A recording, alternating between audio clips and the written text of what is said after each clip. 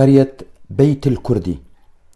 هي قرية كردية بمديرية المحيوت التابعة لمحافظة المحيوت في دولة اليمن، حيث بلغ عدد سكانها أكثر من 800 شخص حتى العام 2018، وكانوا 100 أسرة. في الوقت الحالي بالتأكيد هم أكثر من ذلك، محتفظون بهويتهم الكردية، وهذا على لسان أهل القرية لقناة روداو الكردية، حيث أجرت معهم لقاء وكانت في القرية. مجيئهم إلى اليمن كان في القرن السادس عشر بهدف حماية السواحل اليمنية من الغزو الأوروبي، حيث جاءوا مع العثمانيين.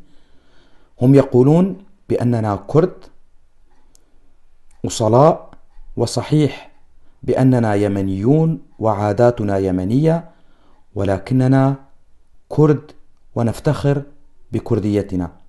فسلاما لأهلنا بيت الكردي أو قرية بيت الكردي في اليمن.